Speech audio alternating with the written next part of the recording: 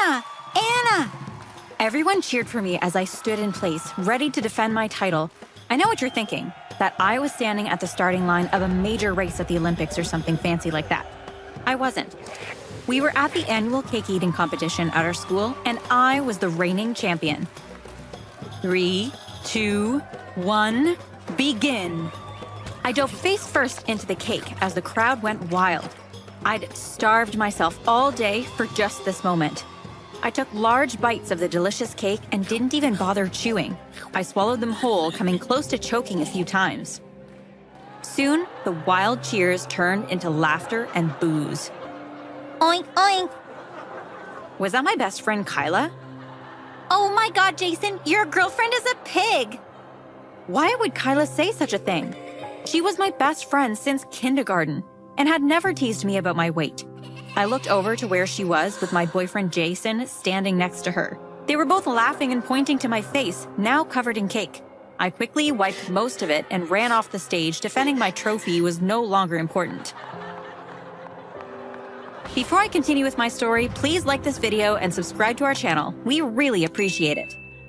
I ran to the girls' bathroom and was about to wash my face when someone walked in. I looked up and saw my face in the mirror. Tears streamed down my face, mixing with chunks of cake that were still stuck mostly around my mouth. You look disgusting. Mom, not another word from you. Fix yourself, now. I could tell that Mom was about to explode by how fast she drove us home. You see, Mom hated that I was fat. She never failed to remind me that I needed to lose weight. If it was up to her, I'd stop eating altogether. At home, I found pizza on the kitchen table and thought, this must be my lucky day. I hadn't gotten the chance to finish the cake at the competition, so I was basically starving. I grabbed a slice and didn't even bother to warm it. I heard Mom's high heels click on our dining room floor, and I knew what was coming next. She was going to yank the pizza right out of my hands, so I stuffed the whole slice into my mouth. She clutched her chest like she was having a heart attack. You filthy child! Even pigs have better manners than you. That was the second time I've been compared to a pig that day. So not cool. Careful, Mom, I'm your daughter, so if I'm a pig, well, you see where I'm going with this. I chewed noisily in her face. You're going to pay for that slice of pizza and that cake. Get on the floor now. Give me 100 sit-ups.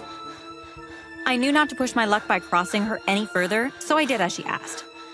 By the time I got to bed, I slumped face down and realized just how much I missed my dad. I never saw him much, even though he lived a few minutes away. Mom and Dad got divorced when I was 10 years old. I stared at my bedroom wall.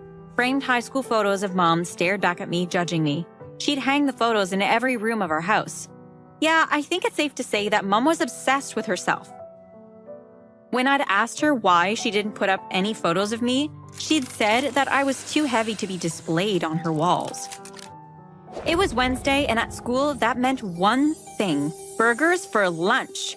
Mom had made me eat baby carrots for breakfast, so by lunchtime, I was desperate for those greasy burgers.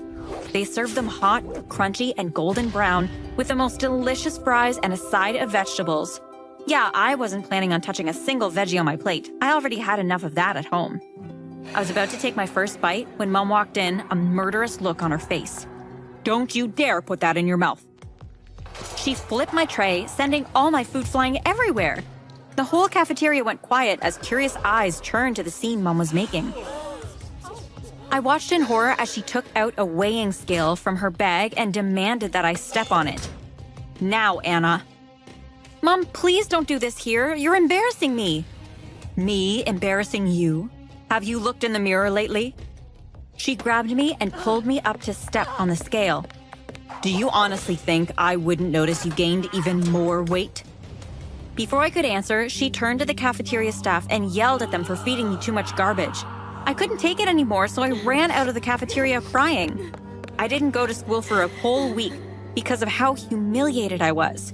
When I did go back, Kyla and her mean girl crusade made fun of me and called me names. They set traps for me and laughed when I tripped and fell on my butt. Jason stopped talking to me altogether. I tried to hang out with him, but he called me a fatty and broke up with me in front of the entire class. I was heartbroken and stressed out, so I skipped classes and went home. I was just about to open the door when I heard Mom on the phone. "Hello, Kyla. Thank you so much for torturing Anna like I paid you to. Anna needed to be taught a lesson. Maybe now she'll stop eating everything in her path. I am sorry you have to be friends with her." My heart dropped. Mom was paying Kyla to be mean? That probably meant she was paying Jason too. I was devastated. The people I loved the most were working together to humiliate me. I wanted to go in there and give Mom an earful, but I knew it would be useless. So I dropped my bag at the doorstep and ran back to school to comfort Kyla. She was in class, but I didn't care. I burst in, alarming everyone, including Mr. Jude, our math teacher.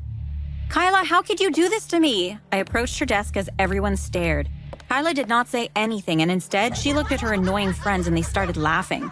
"How could you gang up with my mom against me? I trusted you." Mr. Jude was getting tired of the scene and he demanded that I get out, or he would drag me to the principal's office. "I'm not leaving until she explains herself." I overheard Mom talk to her on the phone. Everyone was looking at Kyla. She rolled her eyes. Geez, relax. Your psycho mom paid me to be mean to you. Kyla reached into her bag and took out a brand new iPhone. "You threw away our friendship for an iPhone? At least tell me it's the newest model." Don't judge me. Jason got one too. Jason sank down in his chair, like he wanted to disappear inside it. "I hate both of you." At the school gate, I spotted a dark SUV driving slowly towards me. I turned to run back into the school when one of the car doors opened and someone grabbed me. They covered my face before I could scream and shoved a bag over my head. I fought and clawed at my attacker, but it was like hitting a brick wall. Whoever they were massive. They tied my hands together and threw me into the dark SUV. Just then, I heard footsteps and my mother's voice. I was relieved because I knew I was safe at last.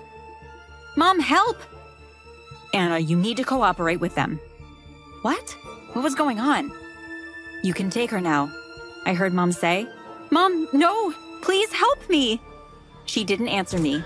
The van drove away and I sobbed continuously, begging my kidnapper to let me go. A long, bumpy ride later, the van stopped and I was dragged outside. Someone removed the bag from my head and untied me.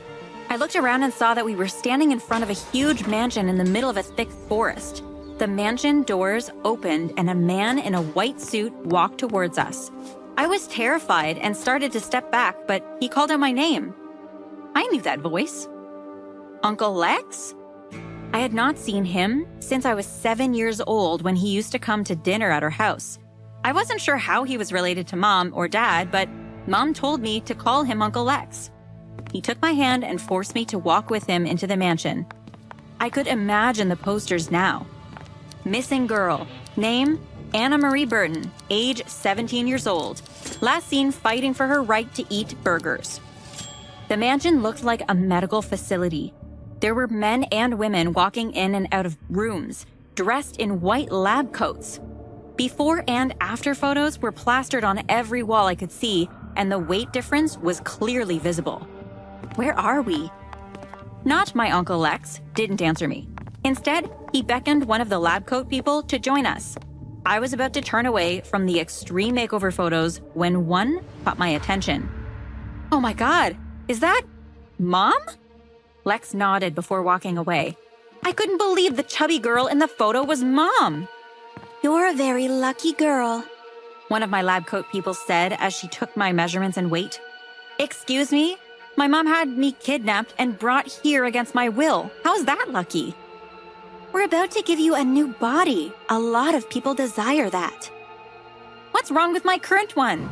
The woman, her name tag said she was Frida, laughed. Take your clothes off and put this on. She handed me a hospital gown. No! I pushed past her and ran right into the massive dude who was standing in the doorway, his arms crossed and a scowl on his face. He grabbed me with only one hand and lifted me so easily like I weighed nothing. Let me go! I scratched his face, but he did not budge. Suddenly, I heard a loud crash. The man screamed in pain as a wooden chair landed on his back. He released me and I landed on the floor. He turned to face his attacker and another chair landed on him. Anna, get up! I couldn't believe it. My dad was standing right there. He held his hand out to me and we ran out of the mansion with the other guy hot on our heels. A few meters ahead, a car was parked with its door open. Quick, get in! Kyla, how did you... We need to go, now. Drive, Kyla. The guards dived for the car door, but they were too late. Dad swung it shut as Kyla drove us out of there. An hour later, we arrived at Dad's house. I'm so sorry for everything, Anna. I had no idea how crazy your mom had become. Thank God Kyla called me. I felt bad after our fight in class, so I ran after you to apologize. That's when I saw them take you, and I called your dad right away. Thanks for getting me out of there. What was that place anyway? It's some kind of weight loss science lab. Lex owns it. I saw Mom's photo there. She was among his first patients. Years ago, he came to our high school and recruited all the girls who wanted to lose weight. He promised them a new body in a matter of days. No one knows what he does there or how he does it. Your mom never revealed the secret. I don't want to live with her anymore, Dad. Don't worry. I won't let her take you. I tearfully hugged him, relieved that my nightmare was over.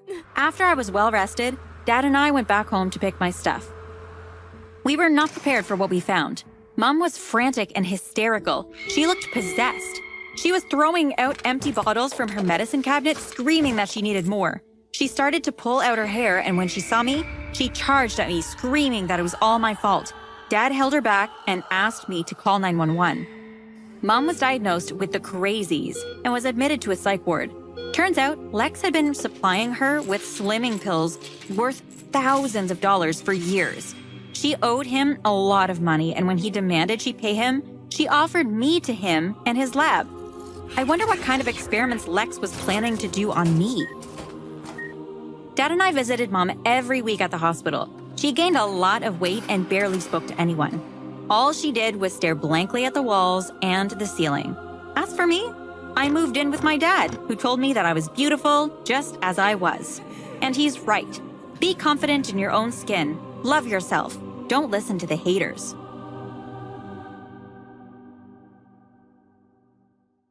Hi, my name's Isabella, and I'm from Mexico. Please like and subscribe. Growing up, I was always a loner. Quick, everyone run! Isabella's here! I don't know why everyone hated me. What was I doing wrong?